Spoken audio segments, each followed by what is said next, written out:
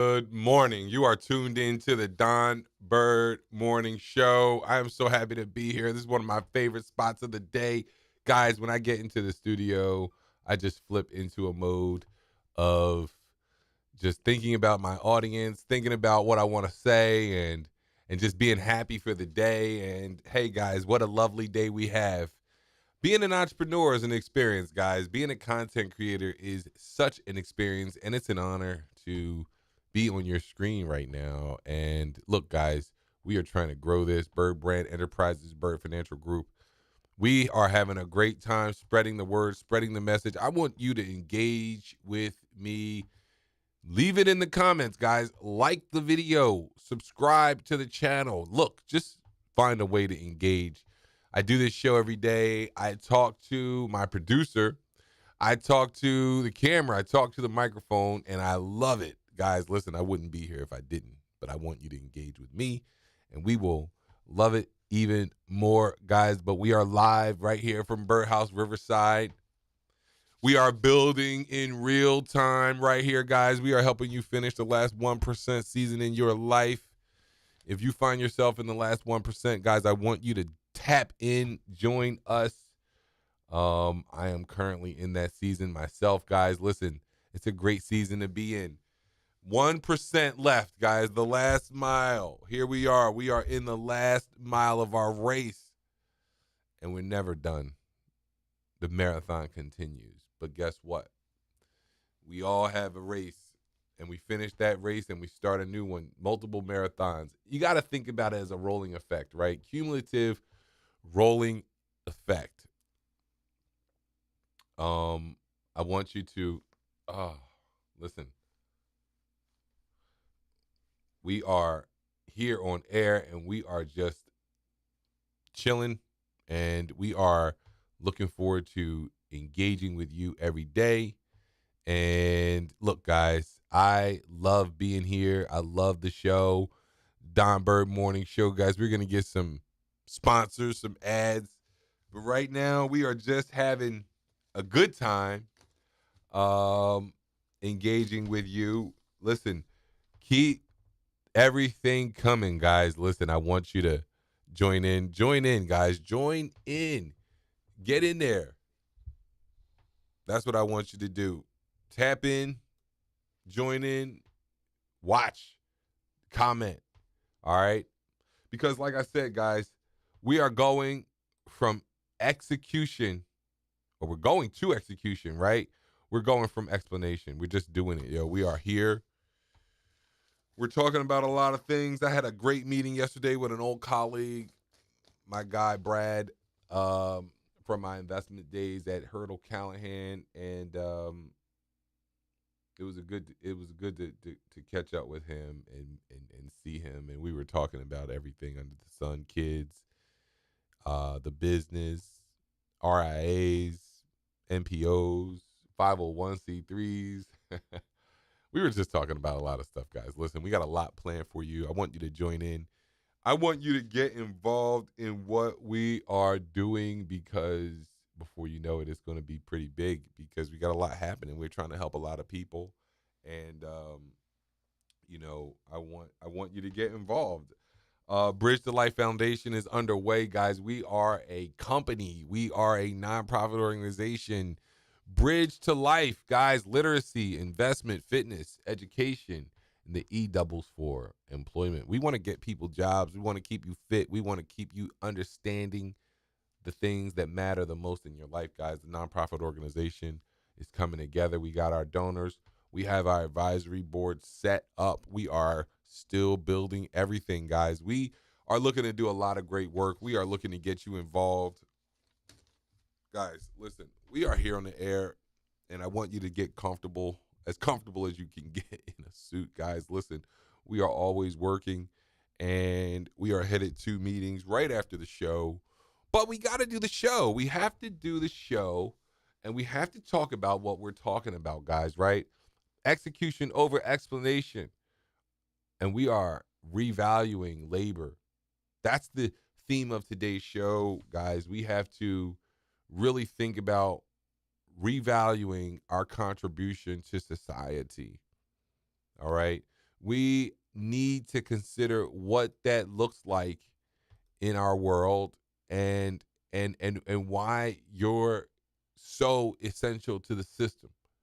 And I want to make sure you start to understand that so you can start to advocate for yourself, and understand how to value yourself and your contribution appropriately. That's the key. That's what we're talking about. Because if we don't learn how to value ourselves and our contribution, we will never get fair and appropriate pay for our labor. So yeah, guys, that's where we are. That's where we're at. And guys, what I want to ask you this: what's one skill that you have that's underpaid or undervalued? Leave it in the comments. Leave it in the chat. I want to know what you think. If you have a skill, or if you think there's a skill, there's a skill that's undervalued, let's talk about it. I want to talk about it. Labor and skill are worth more than the market often pays. Why is that? Why is labor the only thing that gets treated like an expense? Why is labor the only thing that isn't appropriately valued? We got to ask these questions. I want to start asking these questions because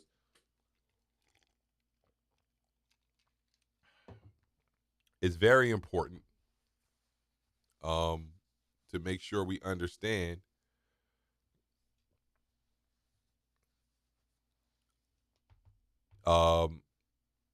the nature of our engagement with society. And you think about how labor is valued, and we don't quite understand it. And that's why we're underpaid. We're underpaid. We're undercompensated. We're over contributing relative to, the amount of money that we're receiving for our work. So I want to continue to talk about why that's important, guys. That's why I wrote the book, guys, Revaluing America. We really do need to rethink how we distribute these dollar bills, right? We got these dollar bills. We got to think about how we distribute these, because I just feel like they're too hard to acquire for regular normal people. And you got a lot of people doing a lot of work for the same, for very, very small amounts of gain. So we're going to be talking a lot about that, guys. Like I said, the labor and skill that you have, that you offer, are often worth more than you are paid for it. We got to get down to the process of valuing our labor correctly and restoring the dignity of work. All right.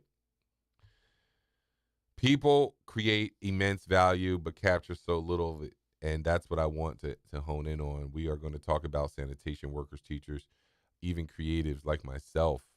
The great thing about what I'm doing is, guys, we have a creative component, but then we have a technical, actual component. We have a financial advisory firm, but we also have a publishing company or a media company, a content creation company.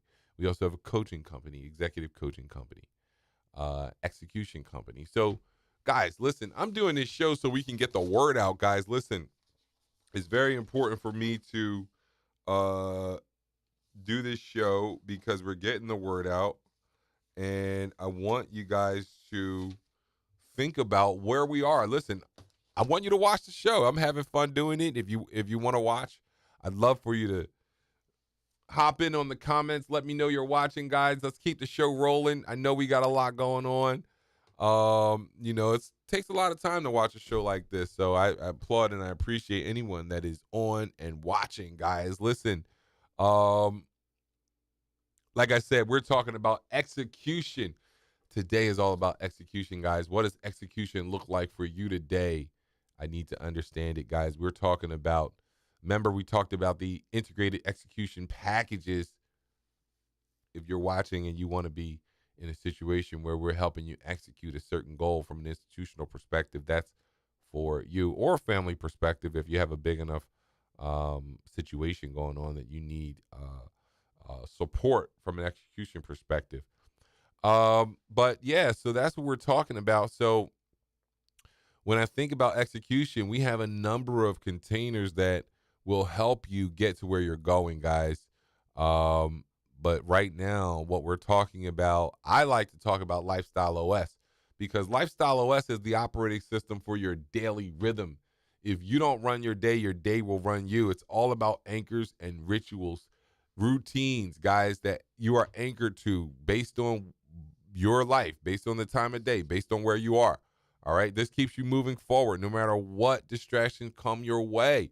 You have to have a set of goals that you have a way to accomplish each and every day, guys. That's how I created these books. You know, I wrote these books because I've used a process, guys. I've used a process that helped me get to a different stage every single day. I'm not going to let a day go by without being fly, fresh to death, head to toe, till the day I rest. I couldn't help it. I had to spit that Jay-Z lyric in there, but I can't let a day go by where I am not doing the process of getting to where I want to be, the goals that I've set for myself, where I want to go. If I want to produce a book, we're going to produce the book. I don't care how long it takes. We're going to get into a mode of every single day we come up with a process that pushes me forward to the goal. That's what the power of one is about, guys. I want you to go get this book because that's what this book is all about. This book is all about moving toward what you want in a structured, systematic fashion. The power of one action, the power of 1 hour. Take the 1 hour challenge, guys. Go to my storefront. Go check it out. I'm telling you, Don Bird Morning Show is intact, guys. This is basically a promo station. I want you to jump in. I want you to join us. If you want to jump in on my show and get in on here, guys, let me know. We are going to bring you in live. But we are talking about all the things, guys. The power of one. I've now written 4 books, guys. I've launched a financial advisory firm. We are a registered investment advisory firm in the state of Pennsylvania, guys. We've launched a nonprofit organization. We have a 501c3 tax-exempt status pending. Guys, listen, anything is possible. You can do anything you want. And if you can't, just channel the me in your soul. If you can't, just DM me, guys, and I'm going to help you. We're going to build you. We're going to build you up via the BirdBrand Talent House. We're going to help you finish what you started via the Last Mile Studio. Guys, I want you to get engaged. You don't understand where I am with this, guys. Listen, when you think about this lifetime, we have such an opportunity, guys, to live this life and live it the way we want to live it and make it awesome. Feel good about being alive. It's an amazing thing. My wife just posted a meme on her social media and was talking about just putting good feelings and good vibes out into the universe. And I appreciate that because that's something that I want to keep in front of me every single day. I want to continue to put out good vibes and to just feel good about being alive. I want you to look at this show every day and see that I feel great about being alive. I want to impact your life. I want you to feel great about being alive. I think I said on the show yesterday, every single thing we do at the Bird Brand, what are we doing here? When you think about the joy of waking up, the joy of your body being intact and being healthy, why? What for? What's the point? Well, to live greatly, to live fully, to live amazingly, exceedingly, stupendously, awesomely, great, right? I mean, why wouldn't you feel that way every single day? Think about it. What better way to live, guys? Surround yourself with people that make you feel that way, guys. I'm serious, because that is the key to life. If you surround yourself with people that make you feel amazing, that make you feel awesome about waking up, about attacking your day, about your meetings, about your work, about your future, about your passion, about your purpose, about your legacy, what better way to live? That is the point, guys. I'm trying to tell you that's the way to a full, great, unbelievable, awesome life. And if you're not there, Bird Brand is designed to help you get there. The joy of life is coaching someone through a tough time in their lives, or helping someone structure a financial plan, or through my nonprofit organization, helping people build that bridge from their former life to their new life, Bridge to Life Foundation. Go check it out. Guys, listen, What better way to live life than to work with your friends as clients? That's what we're building here, guys. And I find it to be so difficult because guess what? We don't even have client relationships in our community. I know it's tough starting your own business if it's not food or hair shop or nails. It's like challenging to think of starting your own business. You know, in our community for sure, especially a service business or professional services business or coaching business or execution office or a nonprofit organization where I'm going to need money from the public to fund the things that our community so desperately needs. Where are our client relationships with each other? That's what we need to be thinking about, guys. I want to work with you from a business perspective from now on. I have multiple businesses. I just told you we have a nonprofit organization. If you need me to do work for you, you can work through my nonprofit organization. I have a financial company, Bird Financial Group, BFG. It's a registered investment advisory firm. If you want financial advice, I can work with you through Bird Financial Group. I have a coaching and execution company, BirdBrand Enterprises. If you want me to help you accomplish your goals, or if you need help executing on your goals, BirdBrand can help you with that. Guys, listen, everything, business is life. Business relationships and economic relationships are the closest and deepest relationships. And what we have to do as a community is get used to having those relationships with people, with each other. So that's where I am, guys. Wow, what a great discussion. Because that's the type of discussion I want to have. That's the type of discussion that I want to move into, guys. Um, and like I said, we don't have any ads yet. No ads. We don't have any special features yet. So we're just going to keep it rolling right into our segment, the Men for Freedom segment, guys. We'll take some time to talk about it. What is Men for Freedom? Men for Freedom, masculine energy necessary. First of all, masculine energy necessary.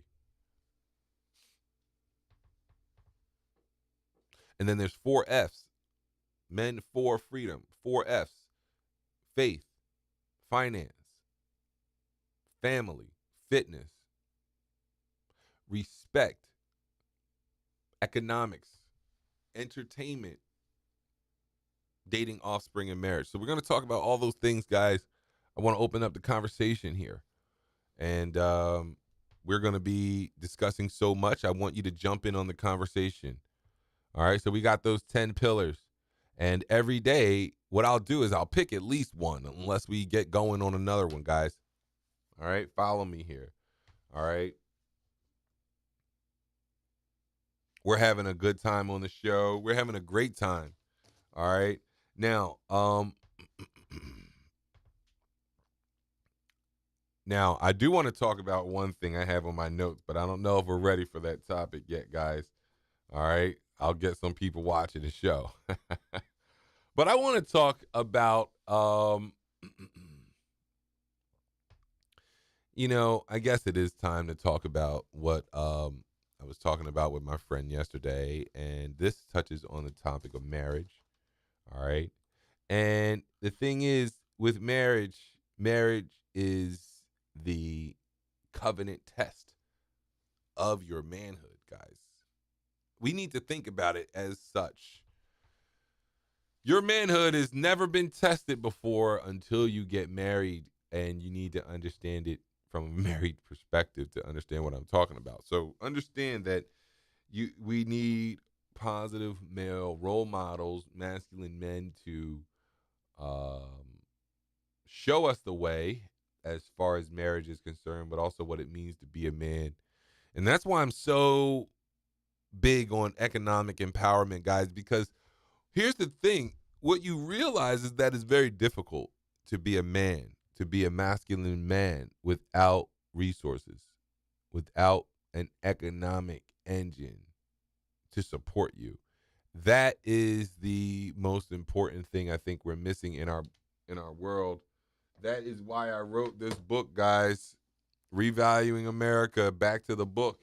We need to change the way we are working together with each other, because it's very difficult to have masculinity present when you don't have resource present, when you don't have provision present. And even the most masculine men feel at a loss, and certainly feel a level of emasculation when they don't have the level of resource that they need to properly administer their manhood, administer their legacy, their family. And that's why, to me, legacy is justice. Because if you want me to consider any justice done in America, then you must allow me to build my legacy. And in order to build my legacy, I need appropriate level of resources to do that. And I'm demanding it, and we're going to demand it. We're going to demand that we revalue America, because if we don't, we will have no legacy, guys. And that is what we must get to. I didn't say you didn't have to work hard and build businesses. Don't forget that. We need to think about how we're going to get there. We can't just demand it in cash payment, but revaluing our work, revaluing our contribution, and having the right to negotiate from a fair perspective, a fair, balanced basis based on our contribution to the economic engine that we support. We should have the opportunity to increase our level of participation in the economy. But the fact remains that having a level of masculinity requires having a level of resource. And that's what marriage requires. And we are taking and stealing the legacy of marriage from our people every day, that they don't have the resource, the appropriate resource um, to get married and support a family. And my heart breaks for the people who don't have that opportunity. It is very challenging in this lifetime to live this way. Um, so we need to do something about it, guys. It's very challenging. I want to even expand on that, and I might as well take the moment now here on my show. If you're watching, thank you. But if you're not, then it's just my show anyway. We can talk about whatever it is that we want to. And guess what? I like it here. So look, the thing is, we're not asking for a revolution. We're asking for um we're asking for a true up. We're asking for a fair distribution. We're asking for a we're asking for a revaluation, right? Revaluate, revalue. Um, and I think about it, and I think about what we're going through as a people, and how difficult it is to uh have a level of masculinity in marriage when you don't have a level of economic power. And our women are not wrong for wanting the things of life that they see, that they have access to, but don't have the economic resource to afford. And having access means that you can look and window shop, but being able to afford something is a whole different thing. So when you think about the laws and the things that we do that make things more accessible to more people, we still have to remember the constraint, the economic constraints that people are facing, and consider that when we consider access, because that's the key, guys. And I can relate very much to every man's struggle. Sure, have I been more fortunate than the average person? Yes, but with that, when Jay-Z said, "You don't know my expenses. I gotta buy a bigger place and more baggies. Why you all Aggie? My guy, respect the game." That should be it. What you eat don't make me shit, because that's the truth, right? You don't understand my expenses, so you can't judge my life. You can't sit here and think that you know. I have 4 children and a wife and a family. And the more money you make, the more money you have to make to keep up your lifestyle. So understand that you can't think about it from that perspective. What you have to do is read this book and understand what I'm talking about in this book, so you can understand the value that you bring at your work, and then ask for appropriate value in return in cash. Because what we have to understand, see, remember back when you were a kid and your mom taught you how to go to the store, and you had to go to the store and you had to give money and you got back what you got and you never left until you got fair value. You got, if you had $1, you made sure you always got a dollar's worth of goods back right away. It's always a fair exchange, right? That way, no one can say you stole it. No one can say that you did, the money wasn't there. Fair exchange. Always remember that's what you're doing when you're dealing with, you're just fair exchanging. Barter system was trying to fair exchange it, and what they thought was that the dollars would help you fair exchange it more evenly, right? Imagine having a toaster and a table. What's more valuable? Well, it depends on what you need more. But all things being equal, and it depends on what time we're talking. In 1920, a toaster was probably more valuable than the table because it was probably hard to get the toaster. Now today, it depends on what kind of table, but I would imagine the table would be more valuable than the toaster. So it's hard to make that even fair, even Steven exchange. So the dollars were designed to help you appropriately value things and get more exact. But what it did was, unfortunately, just let people get more lazy in their evaluation of value, right?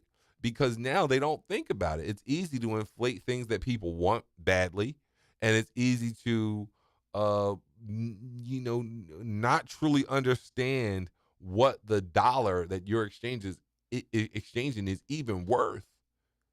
That's the key we have to think about. So I could go on about that, but that's where we're missing it, and we're missing it completely when we think about how many dollars we're being paid for being the underpinning of the entire system, for getting our dollars on a biweekly basis where we have no future commitment of dollars, for being taxed the most and uncontrollably, for being taxed from a sales tax perspective.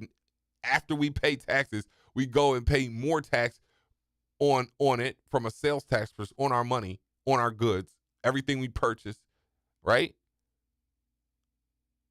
So, and in a right to work state where you have no rights beyond your job as it stands in that moment. So you think about what you're underpinning, and that's just the start. We didn't even talk about the contribution and the necessity of your work, whether you're a skilled worker or essential worker. We didn't even get started talking about that.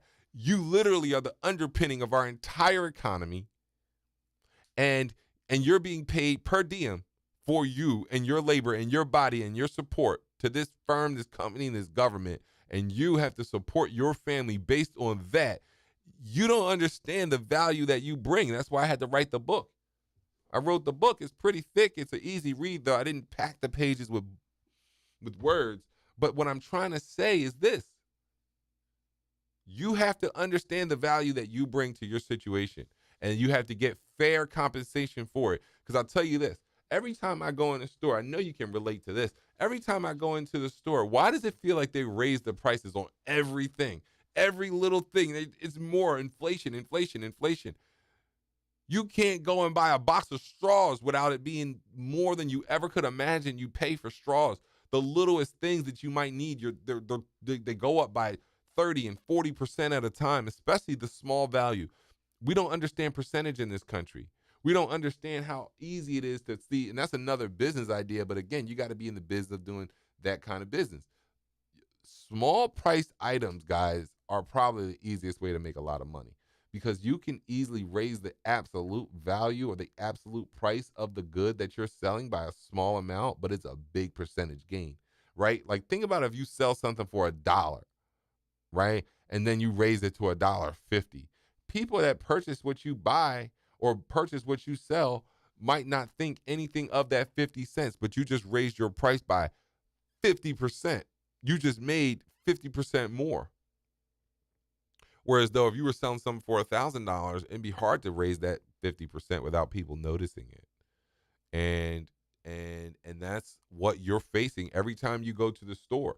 Every time you go to the store, you're facing The situation of somebody raising the prices on you and for no good reason on every little thing. You have to find a way, guys, to get back what you deserve.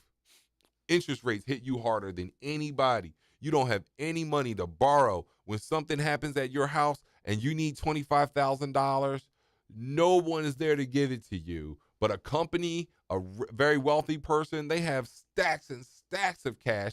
And if they don't, they have a bank that's going to give it. And if they don't, they can go get a situation from the government. And in my other show, we talk about institutional access. We didn't even get to touching that, guys. We could go on. Listen.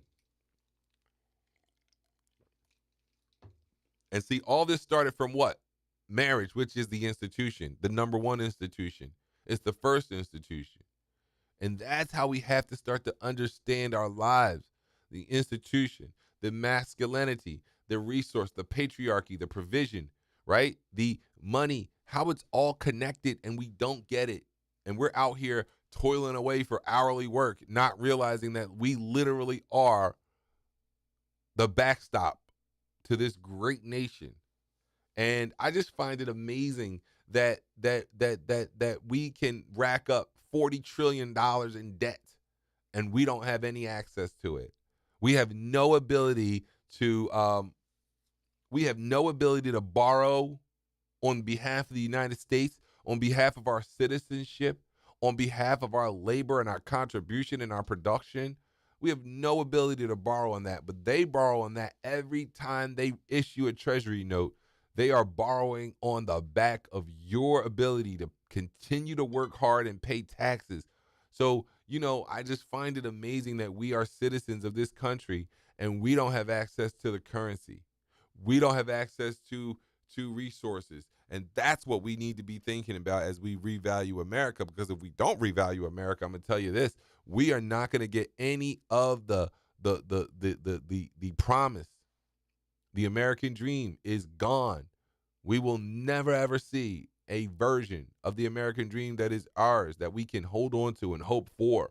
This book is just as much of an economic book as it is a national security crisis that we are in and facing. And we need to think about how we are being impacted by this unfair economic system that leaves us to toil for our wages and use every single dime of wages that we do earn into keeping ourselves and keeping our lives going forward without any chance to build a level of security and any chance to build any legacy whatsoever. So, as I go on, we can talk about that so much, guys, but that's the point. The marriage is the covenant, the test of your manhood, and that's why it all comes back to economic security, access, and opportunity. We have to understand that marriage for laborers will not be non-existent if we don't figure out how to share in the wealth of America. Did you hear me? So think about that. We have to understand that. We have to get that. And the test of your manhood and the nature of our relationships and our culture is dependent on this, because our women are looking to us to lead. And without access to resources and without appropriate fair compensation for our labor so that we can acquire those resources, we have no way to exhibit the masculinity that it will take to have a successful marriage and legacy.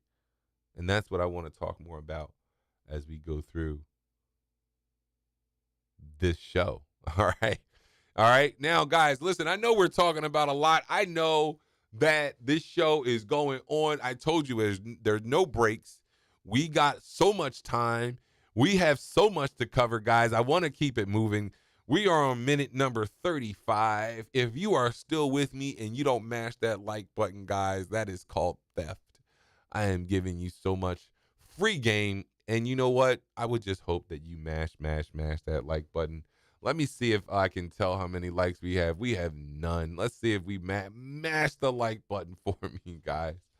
Listen, I want you to mash it. Listen, guys, we are jumping into our next segment. And I want to talk about wealth.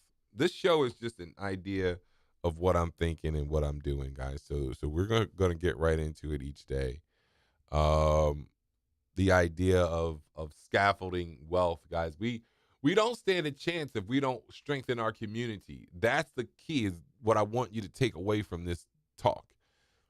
If we don't strengthen our community, look at me, for instance. I think about myself a lot when I say, someone who's made it out of the hood and was a success in my family. You know, it's hard when your family didn't come along that same journey, right? When they are left behind and you don't have anyone to share the wealth with. They don't have their own mindset of wealth, their own resources to protect and use and share, and so much other things, so many other things go along with that. And you also don't have any installation for your wealth. So if you do get, you think about how you get money. If you do get a big job or situation where you can, get some money, what happens when that situation ends? All right. What happens to your wealth, right? If you don't have a situation where you've built in the insulation to your wealth, then what happens when your wealth engine ends? Do you have other people that can help you gain and maintain that standard of living that you've built for yourself, or do you have to live scared and passively your whole life, as you might make money, but you don't have enough money to weather a storm if something were to happen? See, that's the thing that we don't think about. And I'll tell you, anybody with money, even basketball players, I wonder how they feel, because the people who are entertainers are feeling it even more because they made it to higher levels of money and assets than I even have, right? Mine has been more longevity based, right? Over a 20-year career. They get these things over a 5-year period and way more money than me. I've seen a couple $1 million, but nothing to the point that they see when you're talking in the hundreds of millions. Imagine having $100 million contract and your family has never done more work than a city government bus driver work, right? That's a big gap between where you are and where they are. And that's felt. And we got to understand it's very hard to work through. I've been example of that, but I've also worked with people in those circumstances in my line of work. And it's a very challenging circumstance, but the way out of that, only the way out of that, is by lifting up our entire community. And that's what I talk about in this section of the scaffold. It's the missing structure that makes wealth stick, right? What are your kids going to do when they get older, right? What if you hit it large in a you're a doctor, I don't know, you became a partner in a law firm, right? I would assume, I guess your kids simply follow your footsteps, right? At some level, is right. No one knows, right? I'm telling you what I would think to do if I were writing a book about it. But let's talk about it in real life. You're a lawyer. You pulled yourself out the hood. Your whole family's still in the hood. You're trying to figure out how to be a law firm partner, and your closest family members are Pookie and Ray Ray. You're trying to figure out how to bridge the gap between those two worlds. You're feeling very alone at work because everybody you work with is, these people are like upstanding citizens, right? They have cousins that work at the company, or they have a brother that works at another law firm, or owns a company, or owns a construction. I don't know, right? Their dad was the main partner at the law firm you're even at. I don't know, right? It's so many things. But you don't have that situation. You don't have anything to talk about. It's just you. You're a lone wolf in your family. You're kind of a lone wolf in your circle, and you do feel that. Um, um, and then you have children. Let's say you have children.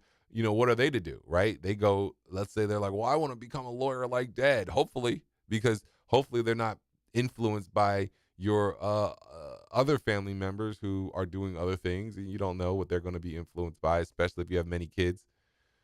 The point is, where is that infrastructure that your kids are going to need, right?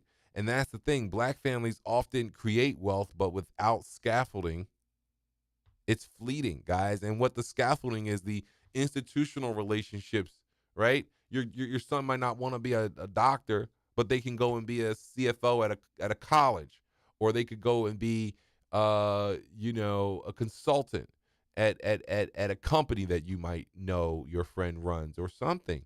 Uh, generational culture and institutional wealth that we have.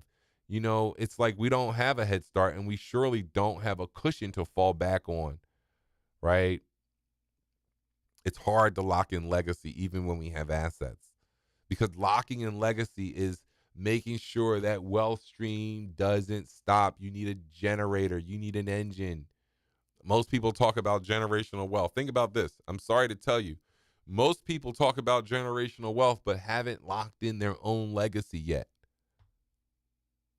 Think about that. You have to lock in your own legacy before you can start to plan for generational wealth. And that's the thing.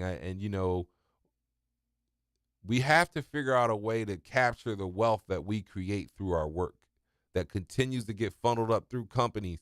Labor isn't on the balance sheet. You're not an asset to your company. You are an expense. That's how it is ultimately. When the company does its balance sheet, you are not on it. And the only way you find yourself in its financials is on the expenses, right? And liabilities. That's where you find yourself. And guess what they're trying to do? They're literally every day trying to cut those and eliminate those. They're trying to cut expenses and eliminate expenses. And I want to ask you, back to the quality of life discussion I was having earlier. Is that a way to live? Is that a way to live life? The relationship with the company that you work for, that you give your life to, your blood, your sweat, your tears, your old age, your time. You can spend years with a company. I would imagine you want a better relationship with that company than to simply be something that they're always looking to cut or eliminate. And the only reason, let's say it, the only reason they haven't cut you or eliminated you is why? Because they need you, because your work is valuable. Your contribution is valid and it's necessary and it's productive and it's helpful. It's just not valued appropriately. And what companies do is they find out the lowest amount they can pay you, and then they keep the difference between the value that you create and what they pay you. Now, one would say, a capitalist, somebody not thinking deeper, would say, well, that's what a company is supposed to do. That's how they make money. That's how they gain equity. Now, while that might be true, you have to also consider supply and demand. If people were valued properly, they would demand more money for their work. So you can't, yes, both can be true. We have to come to a meeting of the minds and understand what's appropriate to pay, right? Because we're never going to make it anywhere where we keep demanding that people work for less than their worth. And then we watch the people who manage that work get paid a lot of money, and the people who are doing the work are losing out. We have to figure it out, or the system is unsustainable. All right? So we need structure, because you can push for individual success all you want, but without structure, it will vanish. Wealth will disappear within a generation's time. So I want you to think about that, guys. It is very hard. It is very hard to lock in legacy. And if we don't want everyone to start businesses on their own, because that's what it comes down to, is that in order to gain the value of your work, you have to start your own business. That should not be necessary for you to take care of your fellow American appropriately. Because what could happen is you could say, well, I'm going to be an independent contractor and contract my services out to people, to businesses. You can hire my LLC. Here are my expenses. Here's my rate. What are you going to do then? That's a real circumstance that you need to think about and prepare for. And if you think about it, that's really the crux behind the immigration argument. It's that the Americans are demanding a certain wage to work because this country is expensive. And that's the problem is that we're bringing in lower cost workers to do the jobs that Americans don't want because they can't listen, the way the stock market works and the way companies work, they can't afford to pay you an appropriate livable wage because that means that they won't make the amount of money that they plan to make. That's really the end of it. They plan to make more money from what they were doing, and they're not going to take anything less. They'll break the law. They'll bring in people from other countries if they have to. But that's a race to the bottom because what are they going to do once the people live here, get accustomed to living here and build families here and look to make more money and work? It's very challenging, guys. We have to demand and the thing is we are making companies just richer and richer and richer. And that money goes to the shareholders, not to the people working at those companies. And sure, do I want to encourage people to purchase the stocks of those companies? Absolutely.